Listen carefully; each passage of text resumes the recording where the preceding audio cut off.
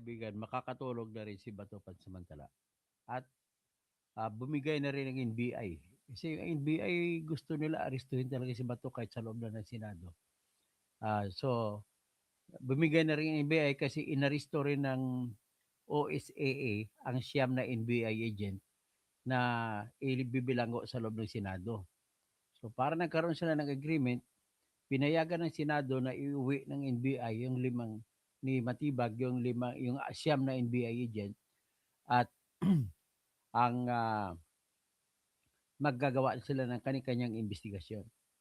At sa bilang kapalit ay rerespetuhin o igagalang ni NBI agent Matibag ay NBI Director Matibag ang resolution ng Senate na huwag dapat sila manghuli. At nakita naman din nga, napaliwanagan din si Matibag na hindi niya pwede ma-apply yung tinatawag na Republic Act 9851 at Section 17. Siguro naintindihan niya na, pinaliwanag sa kanya ni Marcoleta at nagsalita din kasi si Marcoleta at si Senate President, bagong Senate President na si Alan Peter Cayetano, na kung saan sinasabi nila, ang Section 17, hindi sila pwede maaaring mag-aresto sa Section 17 ng Republic Act 951 kasi yun ay kung member pa ang Pilipinas ng International Criminal Court. Kasi nakalagay pursuant to treaty or whatever agreements or treaty with international organizations. Dahil wala ng treaty, hindi niya pwede mano. So ngayon, pumayag na rin si Matibag na sila ay kukuha ng order sa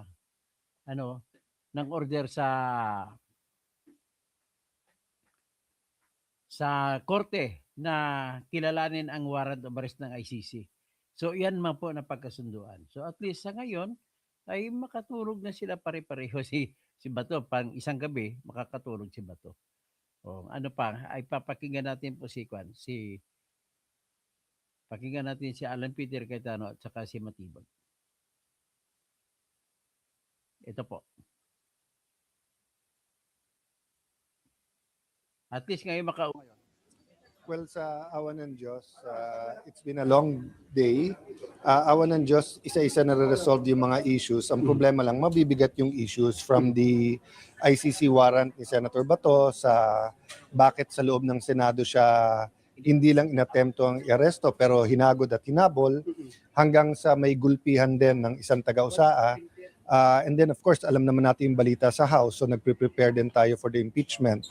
And then we also know that there is a crisis, di ba, brought about by the high prices of oil and gas. So I'm eager to buckle down to work, but we just have to resolve these issues. Unahin ko lang, SP, kumusta po ang unang araw nyo bilang Senate President? And congratulations nga muna pala sa inyo. Meaningful, long day. I didn't expect this day. Natulog kami na ang alam namin hindi makakapunta si Senator Bato, but God made a way. So we don't want to waste it. So we'll spend a lot of time getting organized, reaching out sa kabilang grupo. Napuno ng sorpresa, ng mga heart-pounding na eksena kanina at nabalot ng tensyon ang Senado sa unang araw ninyo bilang Senate President. Kumusta po ang sitwasyon ngayon sa Senado matapos yung inyong pulong at meeting kay NBI Director Attorney Melvin Matibag? Kumbaga sa pasyente, stable, pero kailangan i-monitor at bantayan. At yun nga, no, we have to focus on, we have to take care of issues like corruption, accountability, yung impeachment, etong Senate leadership, etong nangyari with NBI.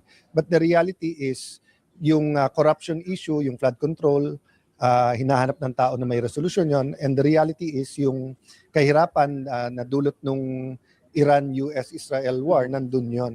So, to a certain extent, I believe in multitasking in the sense na hindi naman pwedeng isa lang inasikaso mo. Pero totoo din na may mga bagay na kailangan ng mas maraming atensyon at focus kaso sa iba. Diffuse na ang tensyon sa Senado so far sa ngayon po? For tonight, and we agreed on 3 things. No? Number 1, under the custody ng NBI, yung siyam na humabol kay Senator Bato, and they will respect that they're held under contempt, and they will write us officially tomorrow. Number 2, na magfa-fact finding ang NBI, magfa-fact finding din ang OSAA. Then number 3, so far, respetuhin nila yung stand ng Senate na kailangan nila kumuha ng warrant of arrest sa local court. Kung magbago man yan, edi mag-uusap ulit. At syempre, may higher ups din naman sila, di ba? Si Senator Bato nandito pa or nakauwi na? Nandito si Senator Bato, nagde-decide siya whether dito muna siya or kung safe umuwi. Ako ina-advisean ko na dito muna. So, magra-wrap up pa kami, but I want to start the day being completely transparent sa inyo. As an individual senator, I can keep my thoughts to myself unless it's a issue where I have to speak out, but as Senate President, I owe it to all of you na alam nyo lahat ng nangyayari sa Senado. Pang huli na lang po, may binanggit kanina si Attorney Melvin Matibag na tulad ng sinabi nyo, under sa custody nila yung Siam, pero sa kabilang dako, hindi naman nila i-effect yung pag-arrest kay Senator Bato. Nagkaroon ba ng palit-ulo? So, ang mangyari nito, parang palit-ulo ang nangyari. Binitawan ng Senado ang siyam na NBI na iniresto nila. Saka, parang palit-ulo at hindi rin aresto ng NBI si Bato. Hindi po. Yung decision Sabi ni Cayetano, hindi po yung palit-ulo. nila na wag ituloy yung arrest as soon as narinig daw nila yung sinasabi ni Senator Marcoleta at yung stand at yung Senate Resolution 44, nagdesisyon na sila na at least for today. But as I said, they have a higher ups, di ba? They have to report to the DOJ, to the cabinet. But I'm hoping yun na maging direction nila. Wala namang mawawala if you go to court, di ba? So as far as yung ano naman, Senator Pia and Senator Loren asked, ilan pa ba ang bakante nating kwarto? At dahil meron pa tayong detained dito, hindi rin naman. And then ang naging appeal lang naman kasi ni NBI director is yung fact finding unemotional from both sides. So ayoko rin na tumaas yung emosyon, and then nag-weigh in din si Senator Bato. Ayaw niya lang na mangyari to sa Senado, but as far as yung physically siya sarili niya, I think somehow napatawad naman niya. Patanong lang, nakipag-coordinate na po ba ang House leadership sa inyo? Wala pa. I'm still meeting the staff right after this. So we will await kung ano yung communication ng House of Representatives. Message niyo po sa mga sumusuporta sa inyo at sa mga bumabati ko sa inyo sa pagpapalit ng liderato. Well, God created us for a purpose. At ang lahat ng bagay may oras. At oras talaga na magkaisa, oras na i-define natin kung ano mga problema ng ating bansa at hanapan ng solusyon to. We won't always agree on how to get there, but let's agree where to go. Diba? So for example, sa impeachment, maraming disagreeable doon. Pero let's agree na dapat impartial at dapat based on evidence. Diba? Dito sa Senate leadership, siyempre, meron gusto, ito ang chairman ng Blue Ribbon, meron ito chairman ng Finance. But let's find who is the best for the job. Well said. Thank The you. man of the hour, Senate President Alan Peter Cayetano. Thank you very much and good evening. Yan. Pakinggan naman natin si Melvin Matibag. Kung ano sinasabi niya. Kumbaga, pwede mo sabihin both sides panalo, pero si Bato ay isang gabi lang ang tulog niya na mahimbing. Baka bukas iba na naman.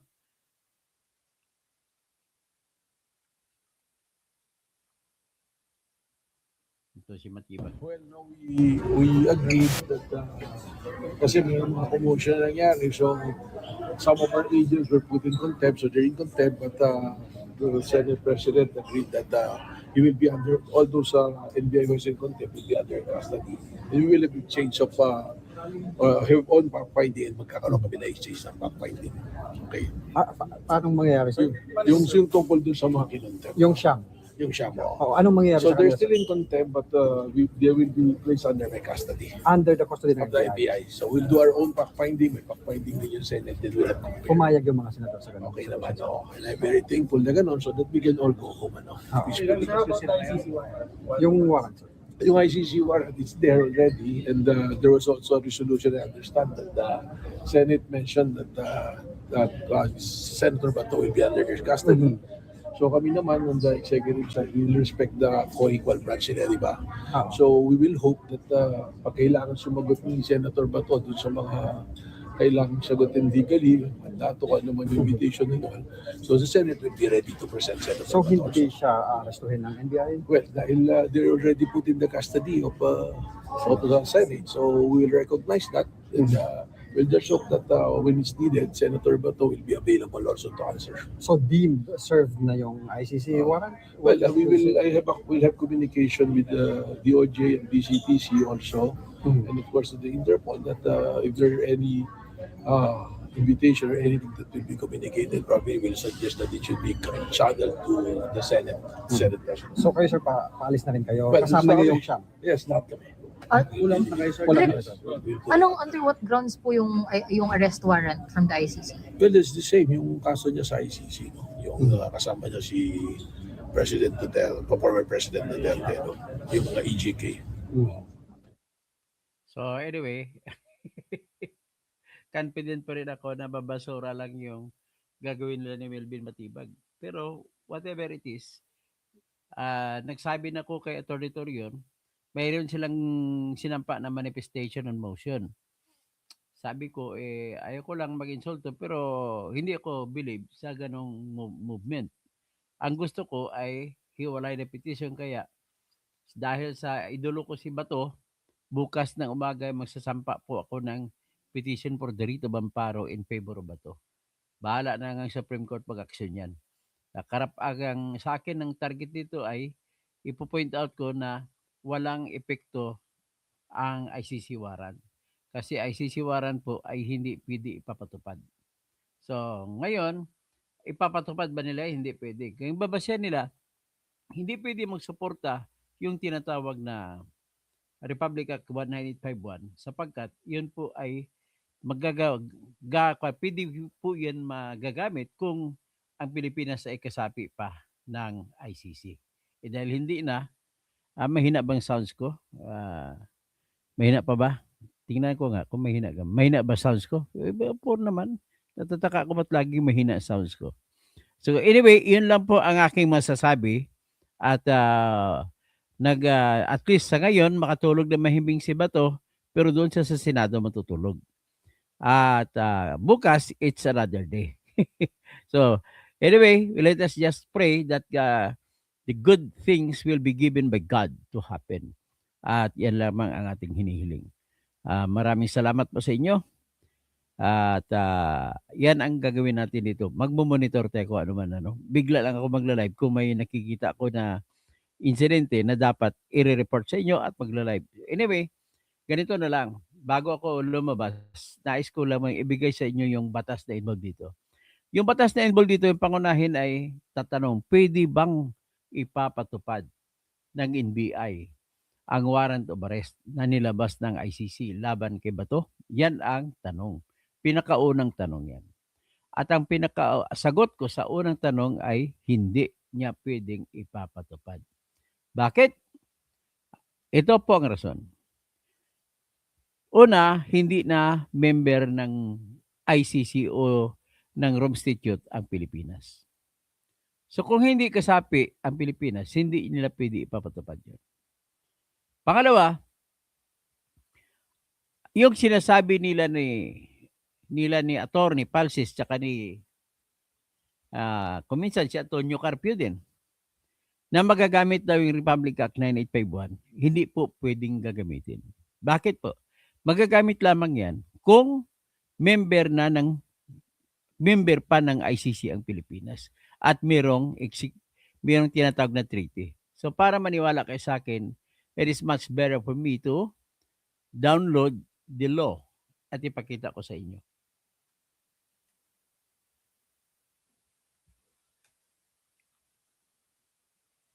Ito po yung batas. Babasahin natin sabay-sabay.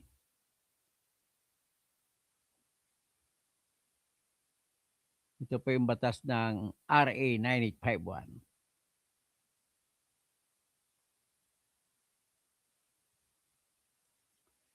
So, nakalagay sa section 17 tayo pupunta. Basahin ko sa English tapos ipaliwanag ko sa Tagalog. So, sabi ko kanina, hindi pwede magpapatupad ng warrant of arrest laban kay Bato dahil lamang sa Republic Act 9851. Ito po yun. Ang Section 17 ang pinaglalabanan dito. So, Section 17 ng Republic Act 9851 ay nagsasabi, jurisdiction, the state shall, ibig sabihin the Philippine state shall exercise jurisdiction over persons, whether military or civilian, suspected of or accused of a crime defined and penalized in this act, regardless of where the crime is committed, provided any one of the following conditions is met. Letter A, if the accused is a Filipino citizen. B, the accused, regardless of citizenship or residence, is present in the Philippines. Letter C, the accused has committed the said crime against a Filipino citizen anywhere. So, in the interest of justice, dito nakalagay, the relevant Philippine authorities may dispense with the investigation or prosecution of a crime punishable under this act if another court or international tribunal is already conducting the investigation or undertaking the prosecution of such crime. So ngayon, sinasabi lang po sa Tagalog, ang Pilipinas, mga sakop nito ng mga pulis o NBI o kung sino man, mga piskal, ay hindi na magpapatuloy ng investigasyon. Ibig sabihin, ang batas na ito nag-apply kung mayroong investigasyon na ang Pilipinas na ginagawa. Kaya nga sabi niya, pwede niyang bitawan kung may ibang tribunal na gumagalaw para sa kasong yan. So kung gano'n man ang mangyari, yung Pilipinas ay pwedeng isuko. Ibig sabihin isuko ay may nahawakan na silang tao. So ngayon dito, wala pa silang may nahawakan tao kasi hindi man lang pwedeng arestuhin si Bato. Labag sa batas ng Pilipinas. O sa may surrender, may ay, ibig sabihin may, pwedeng hindi. Or extradite suspected or accused persons in the Philippines to the appropriate international court kung meron. Pero subject to the condition na may applicable extradition at saka treaties.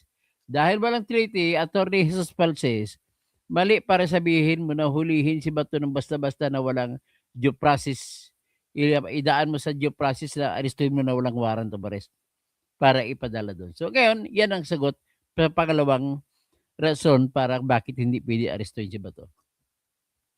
So, number 3 ay siyempre may due process ang lahat ng mga mamamayan o hindi man mamamayan basta sa Pilipinas, hindi mo pwede basta arestuhin kung walang proseso ng batas. So, ibig sabihin, kung proseso ng batas, ano ibig sabihin yan?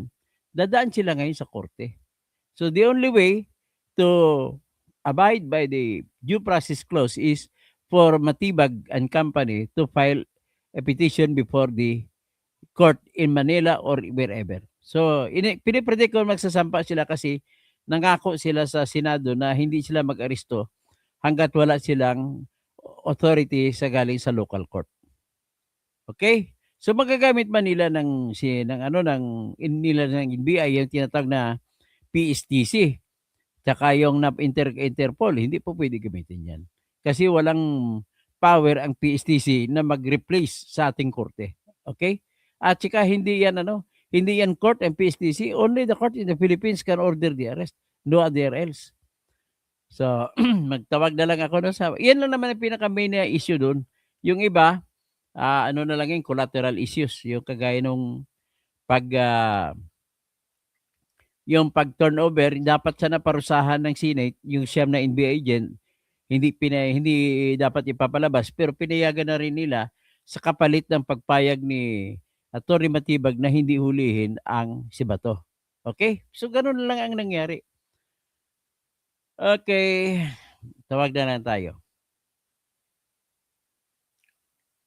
Ang Angel Dutch, Noel Bonifacio, NBI tauhan ng ICC, ng paggamit sila sa ICC. Si Darlene Narveno, Renato Serra, hindi makakatulog yan, may kaso. Dapat linisin niya yung pangalan niya. Kung talagang, mga salita ganun sira, hindi pwede yan. Hindi po tinatanggap yan. Hindi po rason yung sinasabi mo. Okay? Ronaldo Abuya, ang hindi nyo kasi naintindihan, Renato Serra, ang karangalan ng Pilipinas na nakataya dito. So, ang dapat diyan ay dapat ang Pilipinas ang magsasampa ng kaso laban sa ating akusado. At dito sa ating Pilipinas, ililitisin. Hindi pwede na hulihin ang Pilipinas, ibato sa ibang lugar. Hindi pwede yun. Ibig sabihin, lumalabas na mga unggoy ang Pilipino. Hindi marunong magpapatakbo ng korte ang Pilipino. Ganun lang pong ibig sabihin yan. So, Ronaldo Abuya, oo, nagkakanlong tayo ng future ICC criminal. Ay, hindi naman yan. Mga mali-mali naman ang mga sinasabi ninyo. Kevin, inspiration, bonsai tree, sabi niya papasok na ang Brave 18. Papasok na ngayon ng 18 na mga Marines, saka sundalo at saka Army. Romel, ano kaya feeling ng magpinsan ngayon na namigay ng mail, mali-maleta na pera, tapos palpak ang resulta? O, biro mo, nagbigay na. Halata talaga si Trillanes kanina, siya pa magdala-dala ng warrant of arrest, siya lang pala mayroong kopya. Grabe. So, resulta po yan na pagbibigay niya ng mali, 2 milyon na pera dun sa ICC ng mga ahente. Kagaya si Chantal Daniels. Cloud, Attorney Tuto, pwede bang mag-file ng kaso sa Senator Bator o sa mga NBI? Pwede magsampa ng kaso laban sa kanila. Ako nga, magsampa rin ako ng writ of amparo bukas para kay Bato. At saka kasuhan na rin ng disbarment sila ni Atty. Matibag sa ginagawa nila na pag-implement ng arrest warrant na alam naman niya ang batas na hindi pwede. So, tapos sabi ni Romel, sa bakas, isang tunay na abogado ang Senate President. Hindi yung comedian na corny na si Soto. Ronaldo Abuya, magkaisa para itago ang kriminal. Hindi po itago ang kriminal. Pinag-usapan dyan, hindi yung kriminal. Bakit sigurado mo na ba kriminal si Bato? Magkapangalan pa naman kayo ni Ronaldo sa Bato. Cloud, Senator Abato, file a case, hindi sigurado magpapile yan. Montenegro, anong kabubuhan mo yan, Ronaldo? Sinabihan ka tuloy, Ronaldo, buhay na bubu ka. Mimi Baldizara, Baldizar lang. O sige, ang hina ng sound. Hina ba ng sound ko? Salamat po, attorney. Sabi niya, Attorney Kausing, sa tulong ng iyong gagawin para kay Senator Bato. Wala. Kailangan ko na rin gagawin talaga. Personal ko gagawin. Siyempre, pareho kaming galing sa Mindanao State University. Angkor Ban TV, deadball na attorney ang impeachment. Wala na yan. Formalidad na lang yan. Manny Boy, go attorney. Okay na yung sounds, attorney, at maraming salamat sa mga tulong mo kay Senator Bato. So, Marcelino Cares, fake news ka ba? Ay, hindi po ako fake news. Lina SD, nakamalita yan si Matibag. Mimi Baldizar, okay na po ang sound. So, Lina, okay na po, okay? Green, gawa lang ni Trililing ang ICC warrant of arrest. Paanong si Trililing ang may hawak? O nga, bakit si Trililing lang mayroong hawak? Bakit tayo wala tayong hawak? So, Darlene Nervino, God protect, send at Bato. Ninyo Barsaga, si Ninyo, kumusta ka na Ninyo? Hindi ka abogado, wag ka magdulong-dulungan, ay wag ka magsalita. Abogado pa ako, na-dispar lang ako Ninyo. Kaya wag kang ingatan mo naman pagsalita mo. Kasi sino pong hindi abogado, pwede magsalita basta may alam sa batas. Tapos, Jennifer Loyola, timing ang pagkatalaga kay Alan Cayetano bilang Senate President. Si Senator Cayetano, abogado yan at maalam sa batas. Unlike kay Tito Soto na One Bull University. Sirinyo, sige, basahin ko yung sinasabi mo. Hindi mo maintindihan yung screen mo. Tangina ka. Ay, wag ka naman magtangina dyan. kung makita kita, baka hamunin kita boxing ninyo, Barsaga. Wag ka magtangina. Pwede mo tawagin mo akong kalbo. Total, pareho naman tayong kalbo. Tapos, Erickson Henson. Marunong ba bumasa? Marunong mintindi? Shelon. Ang sinabi mo. Jennifer Loyola. Dapat kasuhan din niyang si Trillanes at Matibag panay katiwalian ang mga ginagawa ng mga yan. O nga. O si ninyo naman, bubu ang krimen nangyari habang na bubu ka rin. Hindi po yan. Hindi mo pala naintindihan yung tinatawag na exercise of jurisdiction. At saka yung jurisdiction over the crimes and jurisdiction over the exercise.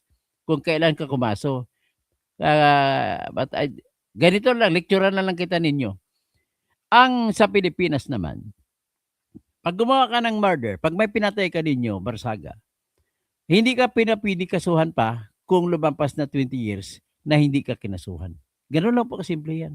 So in other words, dito sa usapin sa ICC, oo, pwede sa kasuhan kung kasapi pa ang Pilipinas.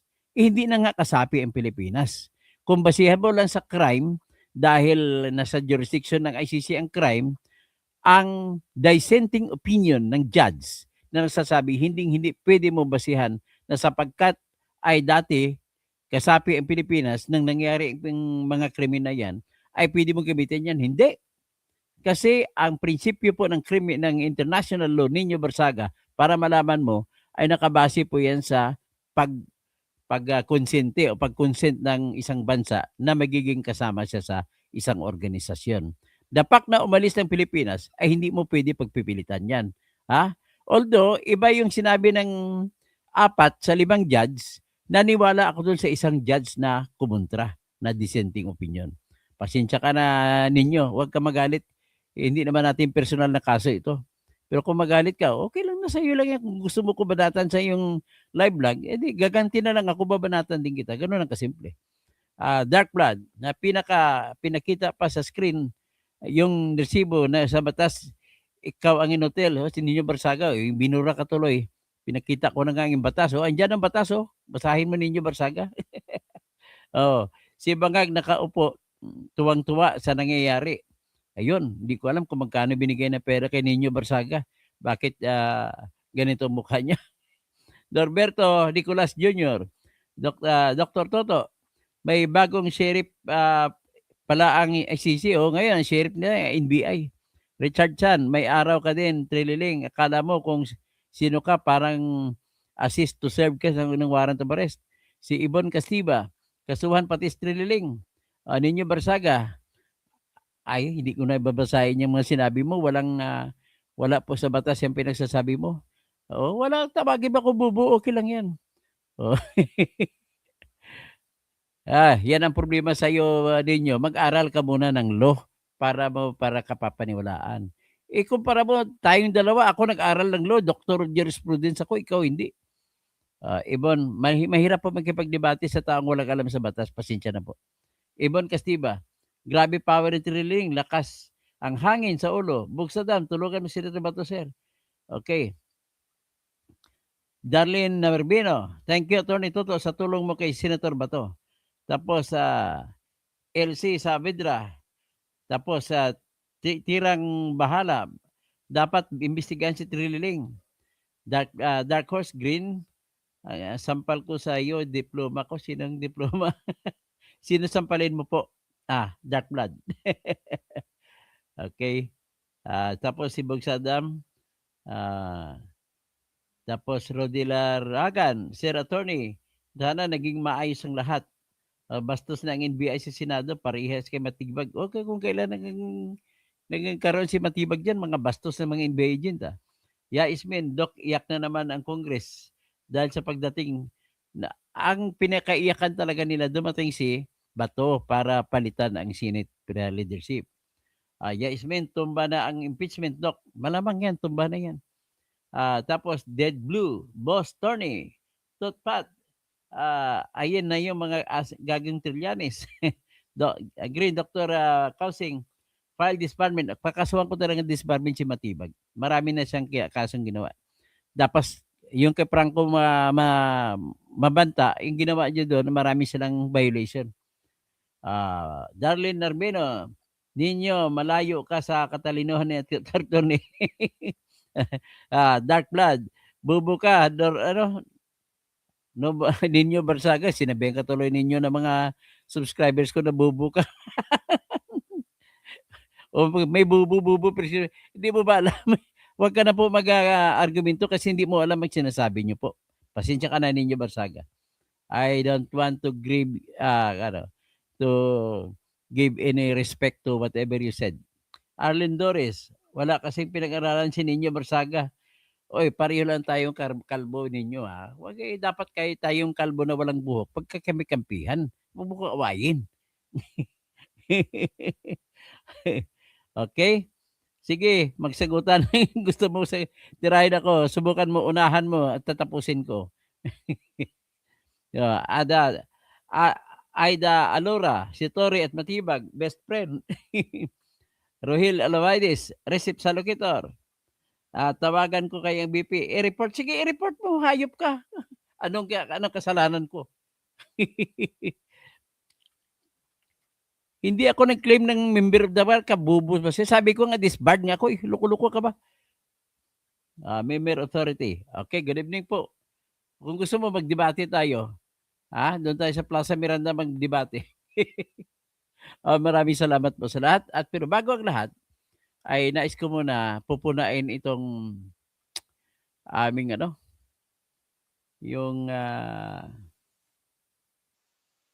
yung aming tinatag doon, yung congressman namin sa aming South Cotabato. Putang ina, bumuto ko pa pala laban kay Sara. Mga taga Marbel, taga Tupulumulok, hindi, taga Marbel, sino pa? Taga Banga, taga Tantangan. Huwag nyo na iboto si Dinan. Bumuto laban kay Sara Duterte. Putang ina niya, gago talaga siya. Nag-presiding officer pa siya. So, hindi pa sila nagpaliwanag ng kanilang boto. So, ano ibig sabihin yan? Nakatanggap si Dinan ng pera mula kay Sandro. Ganun lamang po yan. Okay? Teka muna. Hanapin ko nga yung si...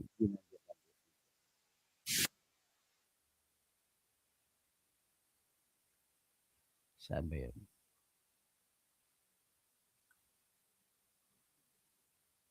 Niloko lang tayo ni Niloko lang tayo ni sino to? Si John Vic Remulla.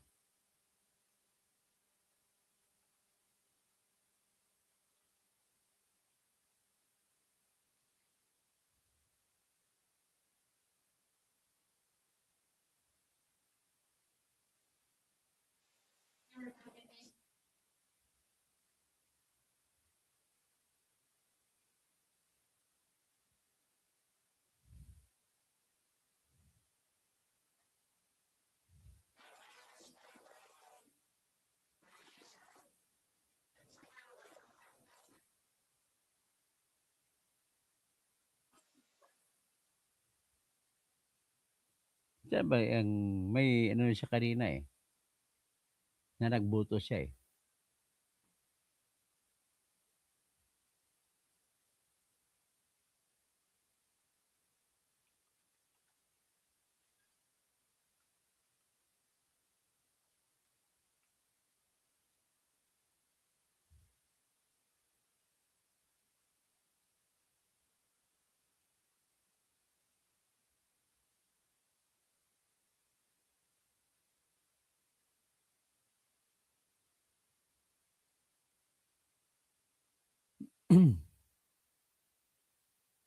Kaya marami na pala sumulat sa'yo na huwag ka bumoto. Bumoto ka pa.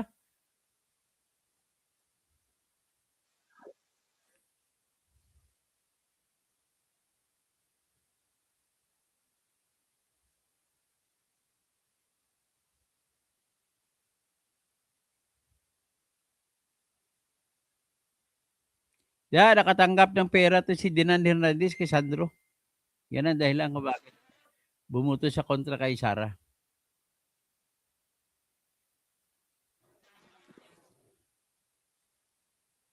Hindi ko lang nakita yung Dito ata kay kay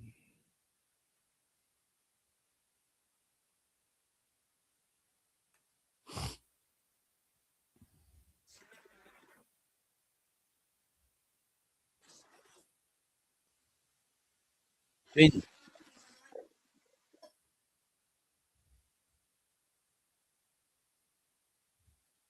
Ang dami pa rin pala bumoto ng